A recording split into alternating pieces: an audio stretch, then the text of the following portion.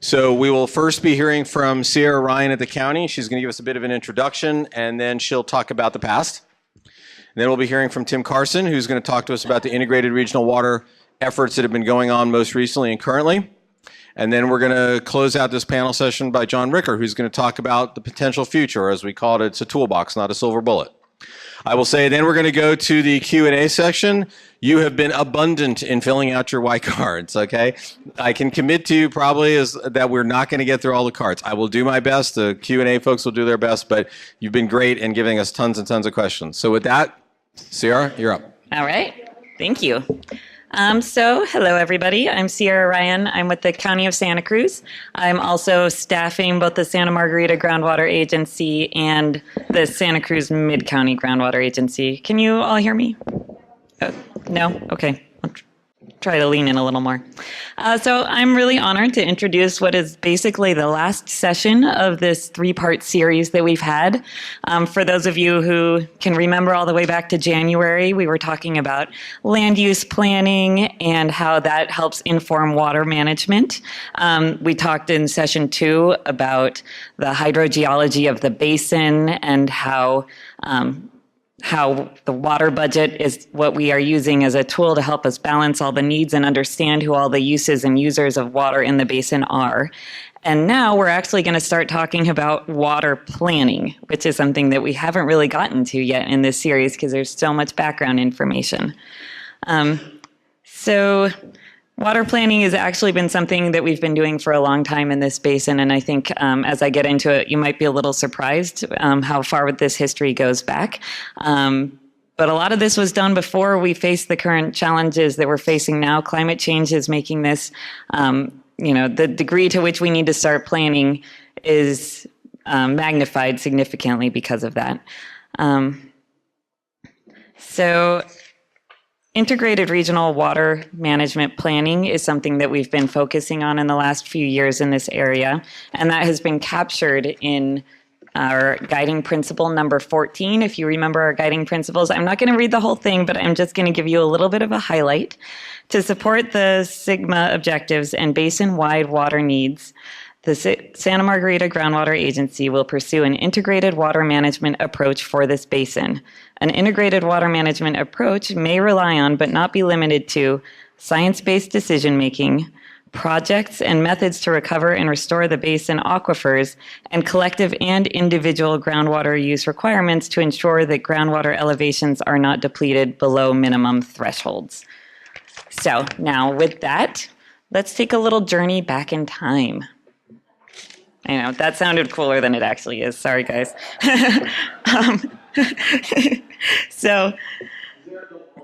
I know. We should have had music playing, saloon music in the background. I should have had a horse on stage. So for those of you who don't recognize this, this is a timeline of kind of the efforts in the Santa Margarita Groundwater Agency and the water districts going back to the 1940s. It's a really useful timeline to kind of understand how this basin has been working together going back for a long time. But that's actually not the beginning of water management collaboration. It goes back a lot further. So in the San Lorenzo Valley, you're probably familiar, those of you who live here, we had this history of industry here, the 3 L's. We had leather, lime, and lumber. And that was really what drove the economy of the valley in the late 1800s. And kind of as a legacy of that, all these small water companies started popping up, and they were mostly using surface water, and they were using it to support the industry, and developers were actually using it as an incentive to bring people to the towns. So the towns were popping up and the developers were providing the water for the users in the town. There was no concerted effort to conserve water or the environment, although, in my opinion, water use at the time was less of a concern than water quality because there was no concern for water quality at that time either. And this went on for a long time. The water laws changed in 1914, as Eric alluded to, and did allow for the first time for the formation of water districts and restricting water use to an extent. And at this time, groundwater was actually being used minimally. And you can imagine why. They didn't really have electricity up here at the time. They're not going to be running groundwater pumps. The San Lorenzo Valley Water District was formed in 1941 as a result of the laws that passed in 1914. The community really started seeing a need to collectively start looking at these water resources and managing them, and the district was formed for that purpose. They have numerous pre-1914 rights, as Jen had mentioned, surface water rights on tributaries to the San Lorenzo, and these are all a legacy of those old industry water companies that had been popping up that were consolidated under the district. And they also have the appropriative post-1914 right on Fall Creek. I'm not going to get into the history because there is a great book on the history of the San Lorenzo Valley Water District. That's me giving it a thumbs up. You can learn more than you ever thought that you would want to know, but it actually is extremely interesting. So I'm just putting that plug out, and I'm not going to talk much more about that. And then the other major water user in this basin is the Scotts Valley Water District, which was formed in 1961, and it was also formed as a collection of different agencies kind of being put under one umbrella. And originally there was surface water being used in Scotts Valley, but the water district has always really been focusing on groundwater use. So a little history of regional planning. The water agencies in countywide have been planning since the 1940s for regional water projects. The early studies were just focused on surface water. I'll get to that. But recommendations for alternative supplies, importing water, recycled water, and desal projects actually all go back to the 1960s. But you don't really start seeing any consideration for the environment or conservation until the 1980s. So the very first exciting plan that we have in this area was commissioned in 1948, and it was published in 1953 by the State Water Board. And at this time, it kind of outlines the situation of water use in the entire county, but I'm going to focus on the valley at the time. At the time, almost everybody was being serviced by surface water. There were only 45 service connections using groundwater in the entire San Lorenzo Valley unit, which includes San Lorenzo Valley, Scotts Valley, and the city of Santa Cruz. So this was a really surface water dominated area. And you can, like we've discussed, climate has always been unpredictable. It's more so now, but even at the time, people could see that this is not a great way to manage your water sources. Following on that, there were, of course, recommendations for more studies, as there always are. With each of these studies, there's always recommendations for more studies.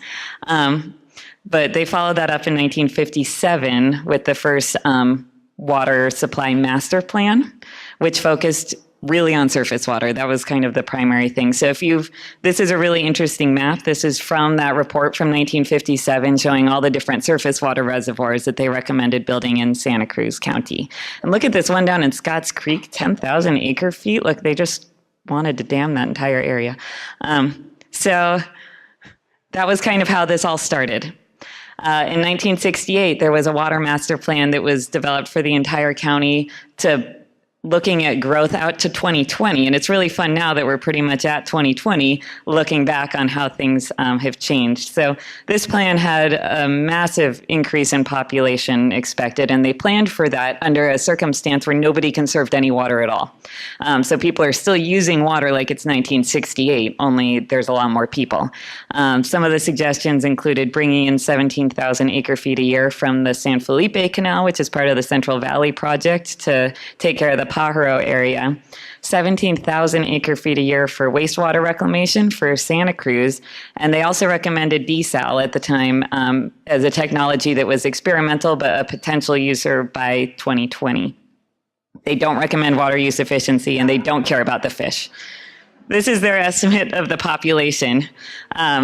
412,000 people is what they thought the population of the county would be, including 46,000 people in Scotts Valley. So we did not come anywhere near. I feel like I can comfortably say that in 2020, Scotts Valley will not have 46,000 people living in it. But these are the numbers that they were working on. So they were imagining a much bigger population and these massive water projects. In 1971, we got our first plan that really outlined how we could be using desalinated seawater, and the proposal was to put in a desal plant in Davenport and use that water, blending it with Graham Hill water for the supply of Santa Cruz. In 1985, so here we are, we're about 30 years after our first water plan. We're still making great plans. The water master plan also mentioned some of the surface water reservoirs, but it also started focusing on things like more use of groundwater and interties and just kind of more efficiency in general. In 1989, we have the first plan that really talks about conservation. This was the City of Santa Cruz Water Master Plan, and it focuses on other things too. Some of the projects that you've heard talked about were analyzed in this: wastewater reclamation, Loch Lomond, more interties, and more reservoirs. So my conclusion is basically this region has been coordinating on integrated water supply for over 80 years, basically since the foundation of the San Lorenzo Valley Water District, which was the first real acknowledgement of the need to coordinate and integrate water management. This whole region has been working together. The need is going to be even greater as we're moving on to this uncertain future. We're going to have a lot more tools in our toolbox. And again, you can go look at our guiding principles, but this was something that the agency knew during the formation, and it is the foundation for guiding principle number 14. All right, so with that, I think Tim is going to come up and talk about some of the projects that have been done based on some of these recommendations. He is heading up.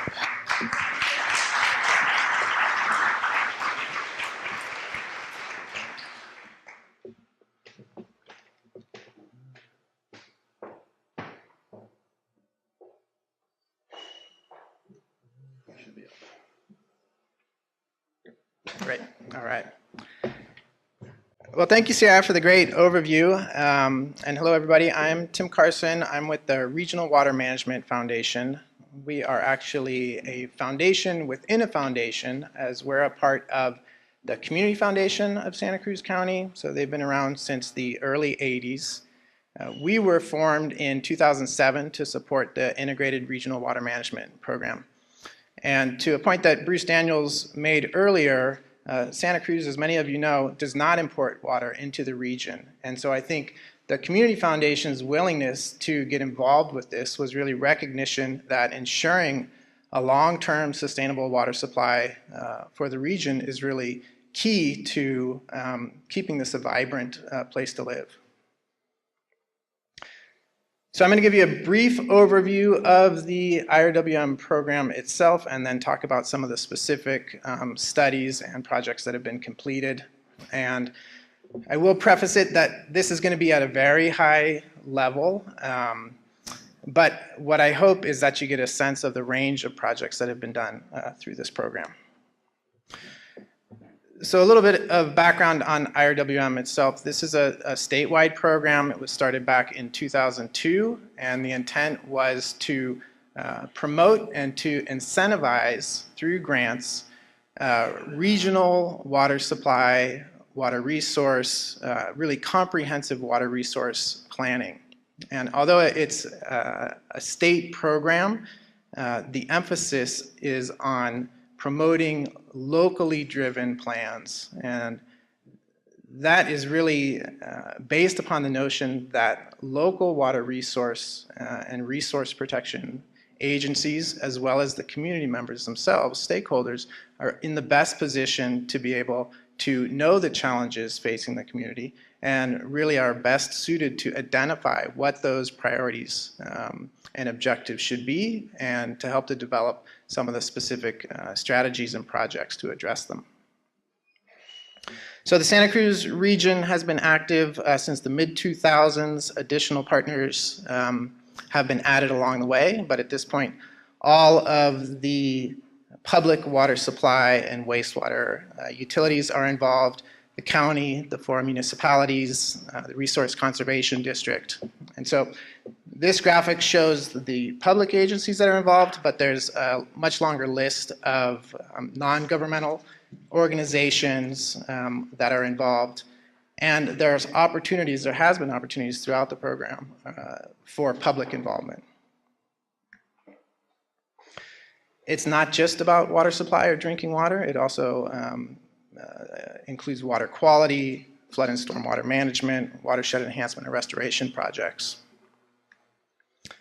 The funding has been provided through state water bonds. So there have been 3, Propositions 50, 84, and 1 have all had allocations to support this program. And then depending upon the bond, there's a local cost share requirement. So under Props 50 and 84, there was a 25% minimum local cost share requirement.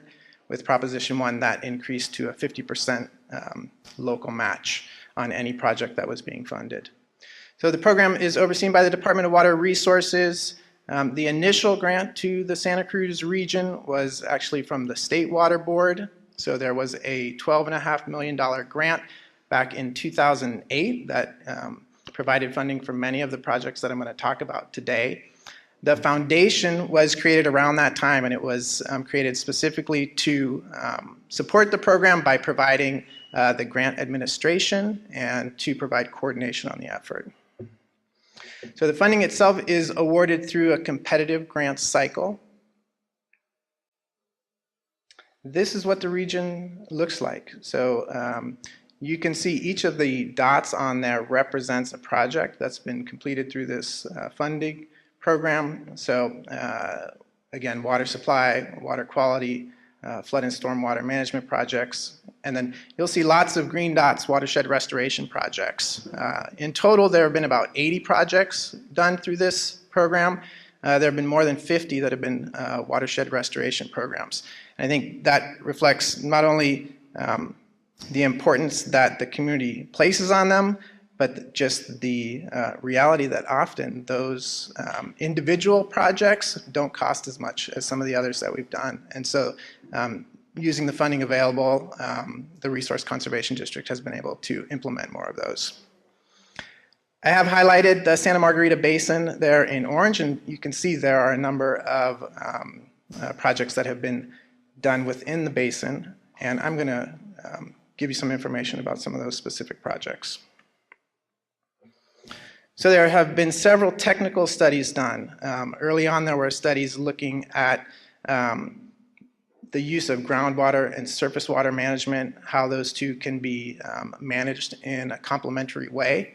So the CU is for conjunctive use there, and I know that term can sometimes be confusing in that it's really broadly defined, and at its most conceptual level, what that means is that you're managing surface water and groundwater in a complementary way to maximize their benefit.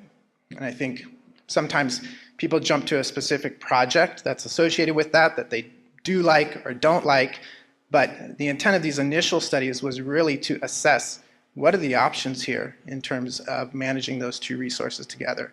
So the county led a couple of technical studies, the first looking at opportunities for aquifer recharge, the second looking at what would be involved with water transfers. Again, these were, at the time, less project specific by and large, and more looking at what are the considerations in terms of whether it's the geology or the water rights, kind of assessing the overall feasibility of those options. There was a climate change study done by USGS looking at some potential changes. Dr. Daniels outlined a lot of results similar to some of the things that they found. The Santa Margarita groundwater model was updated, so the Scotts Valley Water District relies upon this model to inform their groundwater management. It will certainly be relied upon during the SGMA process that you're going through now. That was back in 2014, so there's likely to be some additional updates to that model. The Scotts Valley Recycled Water System was expanded through this program. So the primary distribution lines were already in place, but the grant funded 4 extension laterals to provide service to new areas. So this is recycled water, non-potable water that is used for landscape irrigation. There was an abandoned well destruction program. This was led by the county, and it identified old or neglected or abandoned wells that could potentially act as a conduit down into the aquifers. And so they worked with a technical advisory committee to set up criteria to identify possible wells for destruction and then proceeded with destroying 16 different wells. That photo there is a casing that got pulled out of one of the wells that was destroyed. So I think that's more on the extreme example side, but you can see the condition of that. It's no longer functional. These were a combination of public wells and private wells, and it was based upon the ranking done by the advisory committee. Watershed restoration, as you saw on that map, there have been a lot of projects done through this program.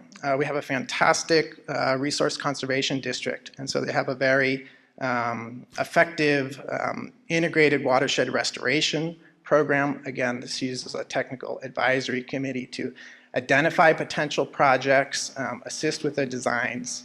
And so as a result of that, there were some 57 projects that were completed. That's region-wide, looking at sediment reduction, rural road improvements, culvert improvements, fish passage projects, and habitat restoration. The photo over there on the kind of on the middle and over towards the right there, that's Gold Gulch. So that was a project done by the county to replace a failing culvert with one that was more suitable for fish passage, as well as reduce the potential for sediment erosion. This project was not funded through the IRWM program, but I think it's a good example of agencies working together to improve water supply reliability and redundancy. So this emergency interties connected the 4 parts of San Lorenzo Valley Water District system to allow them to exchange water amongst their system, and it also tied into Scotts Valley, so in the event of emergency they would be able to transfer water. This is another program that was not through the IRWM program. This was actually a stormwater grant from the State Water Board, but similar in that it involved multiple partners and was a multifaceted project that looked at how can we use stormwater runoff as a resource. And so there was a component of it that dealt specifically with implementing projects. So Brett mentioned earlier the example at the Metro Center. There was a project done at the Woodside property as well. But beyond the project implementation, there was also an element to it that focused on best management practices and training. And so there were meetings between agency staff and the practitioners, so the consultants and contractors who are designing and implementing the projects. And as Brett mentioned, the cost when you're looking at stormwater capture simply from a recharge perspective is quite high, but there's also benefits to stormwater management to reduce nuisance flooding, to improve water quality. So there's a range of potential benefits from implementing these practices. So on the whole, the region's effort in IRWM has definitely enhanced collaboration and strengthened partnerships. As you saw from Sierra's presentation, there's a long history of working together, but I think each of these programs, and this program in particular, has certainly strengthened those efforts. It has been successful in leveraging state and local funding to implement projects, and the findings and outcomes are definitely informing the ongoing efforts. So the work that's happening in both the Mid-County for the GSP development, as well as the work that you're doing here in this basin, is directly benefiting from the studies that have been completed through this program. That was a lot of information in a short amount of time, but there's all of this information is available online. So if you want to see any of the specific study results or get more information, I would direct you to those websites. Thank you very much. Thank you very much. All right, let me very quickly pull up John's slides. This man needs no introduction, I'm sure. But in case you don't know who he is, it's John Ricker. All right. Thank you, Dave. I'm going to sort of do an overview of the various management measures that are under consideration, that we're implementing, and that we're considering implementing as we go forward in preparing our groundwater sustainability plan. We've talked about a number of these, so I'm going to give you a little bit of an overview of what some of them are and what some of them mean, and how eventually we'll be working on the plan, hopefully with your participation and input as we sort of pull all this together into a groundwater sustainability plan. Just sort of stepping back, what are our objectives for management? Why do we need to implement these various management tools? So this is just sort of at a very high level and based essentially on the guiding principles that have already been adopted. Those are somewhat of a living document. They may evolve as we get additional information, but we clearly, there's a definite, I think, agreement that we want to restore our groundwater levels, bring them back up, and then maintain them at a sustainable level. We definitely want to provide reliable water supply for our current and our future users. And we want to restore and maintain the stream flow to support the fish, the stream flow that's fed by the groundwater in the basin. We need to take into account the projected effects of climate change as we're developing management measures. And these sort of broad general objectives will be much more quantified as we get into the plan development, and we'll be putting specific targets. That's the beautiful thing about, or one of the nice things about SGMA, is that we're the ones that establish our objectives and what those mean and how those are defined. So again, at a high level, the sort of the potential approaches, the theoretical approaches that can be considered. Again, this is sort of a list of potential ones. It's not an endorsement or saying this is what we're going to do, but ones that we potentially should consider as we go forward. Reducing pumping is an obvious one. If we're pumping too much out, then should we reduce our pumping? That can be done through water use efficiency, actual limits on water use, and through land use management. Another thing we're looking at, and we've talked about this already, increasing the capture and storage of water, whether that's on surface water storage or groundwater storage. I think we've heard over and over again, we do have a lot of water here, particularly in the wintertime. During non-drought periods, but during droughts and during the summer, we don't have enough. So we need to capture that water and store it.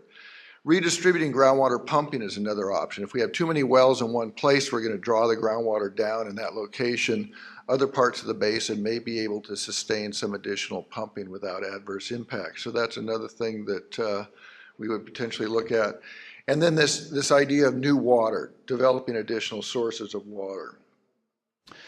Some of those additional sources that we can consider, the diversion and treatment of excess surface water, essentially surface water that's there primarily in the wintertime that's over and above what's needed to maintain the aquatic ecosystems. In lieu recharge and use of surface water instead of groundwater. Basically, in lieu recharge just means you don't pump the groundwater. You leave it in the groundwater basin for storage, and you meet your water supply with treated surface water. It's a way to increase groundwater storage when there's surface water available. San Lorenzo Valley Water District has been doing this in their north system for many years, where they use their surface water sources to the greatest extent they can, and then as those surface water sources dry up in the spring, then they start pumping their groundwater basin. Aquifer storage and recovery, that's a technique to put water into the ground using wells and then pumping that water back out when you need it. So increasing the storage and then recovering it when you need it. Recycled water is another thing that can be used either for non-potable reuse for irrigation or taking the next step of going to purified recycled water and recharging the basin with that purified water. Direct potable reuse is something that's being talked a lot about in the state, but we're not there yet. That's essentially treating it to such a high level that it can be put right into the distribution pipes. We may see that in the future. The state's looking closely at that. Managed recharge stormwater capture, we've pretty much talked about that. And then integrated water use, conjunctive use, and use of interties. That's really looking at taking all these various approaches and using a combination of approaches to address the issue of sustainability through the use of interties and a variety of different management measures. So what are we already doing? Water use efficiency through water conservation. There's a lot of that. As you've heard, we're one of the best communities in the state in terms of water use efficiency and conservation. We do have a retrofit on resale ordinance already. When a property changes hands, they do need to upgrade and ensure that they have low flow shower heads and low flow toilets. Growth management is another measure to limit the amount of development in the rural areas to a level that is more sustainable. Scotts Valley developed their recycle water program where they're treating their sewage to a tertiary level and distributing it for irrigation. Stormwater capture and recharge, Tim just talked about that. Conjunctive use, again, San Lorenzo Valley Water District has been doing conjunctive use for many years. And then surface water storage. Loch Lomond is the big one. Felton Diversion Dam was developed to pump winter water up to Loch Lomond. Those are all projects operated by the city of Santa Cruz. So this gives just a little picture of how growth and water use are related. This is the chart on the left looks at the development by decade in the San Lorenzo River watershed. And you can see that it started out fairly low and really peaked in the 1970s at almost 2,500 parcels being developed during that decade. The smaller line at the bottom is the Scotts Valley rate of development. After the 70s, growth in the San Lorenzo Valley really dropped off. The county passed Measure J, the county voters passed Measure J, and we really tried to direct more growth to the urban areas and not the rural areas. And you can see that had a profound effect on rates of development in the rest of the watershed. Scotts Valley also peaked around the 80s and then started to drop off. And the chart on the right shows what happened in terms of groundwater pumping by the Scotts Valley Water District relative to the number of connections. It starts at 1976 and goes through 2015. And you can see again, it peaked around 1998 and then started to drop off, even though the number of connections continued to rise, albeit more slowly. So this shows both growth and more efficient water use has resulted in declining groundwater use. And then again, here's the impacts on the actual groundwater levels. This is Scotts Valley Water District well number 9, starting in 1980. It really reaches the bottom around 96 and then levels out. So during that high growth period and high demand period, we really saw the basin groundwater levels decline, but since that period, they have been on a more level basis. Some of the measures that have been evaluated over the years, Sierra talked about the many studies that have gone on. There really have been quite a few. Additional surface storage has been considered and has really been determined not to proceed with that due to geologic issues, costs, and environmental impacts. Quarry storage we mentioned early. Again, the limited storage available in the quarries and a lot of geologic issues and also issues of endangered species and challenges with getting the water rights to pump water to the quarries. Water use restriction has utility on a temporary basis as you develop long-term solutions, but most groundwater management entities don't rely on limiting water use. They rely on developing that new water, those supplemental supplies to be able to meet the demands. This is the method that the State Water Board would utilize if we don't do our job. They'll come in and limit our water use and charge us for the benefit of having limited water use. They put a charge on every well in the basin. So it's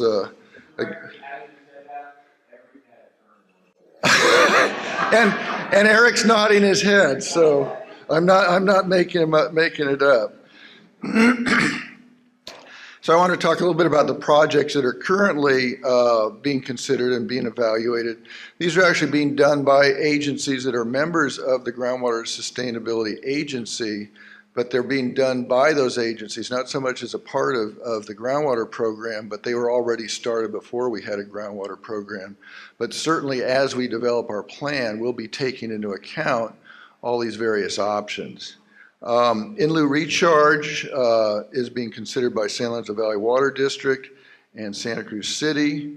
Both of them have surface water that's potentially available to reduce groundwater pumping in parts of the basin. Aquifer storage and recovery is also being considered by Santa Cruz City and to a more limited extent by San Lorenzo Valley Water District. And then San Lorenzo Valley Water District is looking at the use of Loch Lomond water. San Lorenzo actually has a water right to a portion of Loch Lomond that's not being utilized, but could be utilized to help offset some of those issues. Scotts Valley Water District is looking at purified recycled water recharge. They already have the capability of treating all the sewage to a tertiary level, but there's not the demand for the amount of water that can be produced. Some of it's going right now to Paso Tiempo Golf Course for irrigation, but there's a chunk of water that's not being utilized, a pretty good chunk that then could be used for purified and then put back into the basin. And then we're also looking at ways to promote more conjunctive use, more use of the interties and collaboration for resiliency. And we will be doing ongoing stormwater capture and water use efficiency measures. The building codes are changing, and we project that the per capita water use will continue to decline going forward. So just to say a little bit more about two of these projects, the in lieu recharge and ASR. This is primarily the City of Santa Cruz's project. City of Santa Cruz has a huge deficit during drought periods, so they need 3 billion gallons worth of additional storage to be able to get through a multi-year drought. They're looking at finding that utilizing groundwater storage in both the Santa Margarita Basin and in the Mid-County Basin. So they're looking at potential for ASR and increasing groundwater storage in both of those basins. They've done the initial feasibility studies, doing the modeling, looking at the geology, looking at the water quality. Essentially, water would be injected whenever there's excess surface water. It would be treated to drinking water standards and then injected into the basin and then pulled out during the drought periods. They're looking for Santa Margarita that probably they would have 80 to 85% able to recover that water and bring that back out. ASR is a successful process. There's over 25 active ASR projects nationwide. And they're already doing the pilot testing right now in Mid-County, and it's looking very promising at that location. Pilot testing will be done in the future in Santa Margarita. This is a little probably hard to see on yours. It's hard to see on mine. But those circled wells are in the Hanson Quarry area and further to the northeast in the Scotts Valley area. These are the potential locations of ASR wells. The advantage of an ASR well over surface spreading is it doesn't have much of a footprint. You don't have to have a lot of space to be able to get that water into the ground. And this is a plot of what the groundwater levels, groundwater storage would look like. The blue lines are where you're putting water into the ground. The red lines are where you're pulling water back out. And then the heavy dark blue line at the bottom shows what's going on with groundwater storage. So with ASR, you're not just building up storage, but you're putting some in and then you're taking some out. They modeled this period during the drought during the mid-70s. That's where that big drop in storage occurs, all that red where it's being pumped out. I sort of use past climate to model what it would look like. But you can see, even though you get a drop in the long term, the groundwater levels do come up to a level that can be hopefully sustained at a higher level. And again, this is showing what happens in terms of cumulative storage in the Santa Margarita Basin after, if we started in 2020, we would get up to the 1.5 billion gallons of storage in the Santa Margarita Basin with ASR only as the dark blue line. The green line is in lieu only. So again, you get that big drop during a drought period, but then you get recovery and maintaining groundwater storage at a higher level. So switching to the purified recycled water recharge project, this would be taking roughly 560 acre feet per year, treating it to a very high level and injecting it into the Lompico aquifer in the El Pueblo area. Groundwater levels would increase over 20 years, and we'd end up with another 6,000 acre feet of stored water. So this is the treatment process. It's a very extensive treatment to get all the things out, the virus, the Giardia, Cryptosporidium, various chemicals, ultrafiltration, reverse osmosis, oxidation, and then injection. This shows the injection wells located over in the El Pueblo area off of Scotts Valley Drive, and it shows how far the particles would move in a 5-year period. So even though you're putting water in and the water's staying somewhat localized, it's raising groundwater levels at a much larger area. This is what would happen with groundwater storage over a 30-year process. You don't see the drop like you saw in the ASR because they're not pumping the water back out. They're just basically putting water into the basin. And this is, I'm not expecting you to be able to see this, but this is an example of how Scotts Valley Water District considered the various alternatives, taking in various factors of quantity, cost, ease of implementation, environmental benefits, regional benefits, and ability to withstand climate change. So a number of factors go into evaluating these different alternatives. And this is just a chart. The yellow line at the top is the effect of adding 500 acre feet per year to the basin, either through in lieu or ASR or recharge of recycled water. It comes, the chart on the left starts in 1985. It shows the drop in storage in the basin due to pumping, and then starting about 2020, then we look at different alternatives and how those would affect the storage in the basin. Basically, it brings it up to about 10,000 acre feet. You recover almost 20,000 acre feet. And then the plot on the right shows what the flow in Bean Creek would do. So as you bring the groundwater levels back up and restore them back up, the stream flow increases by about half a cubic foot per second, or roughly 25% of the summer base flow. Those are different scenarios, and I'm not going to get into what each of them is. This is all from the groundwater model update that Tim referred to, that's available online at the Santa Cruz IRWM site. Okay, so this is I think my final slide here. In terms of developing our groundwater sustainability plan, we're going to be looking at all these various measures and bringing them into the plan, the ones that are most appropriate, most reasonable, most cost effective, and that will meet our goals. We have to first establish in a quantitative basis what those goals are. We need to evaluate the projects relative to whether they will be able to achieve those goals, what kind of projects will do the best job of that.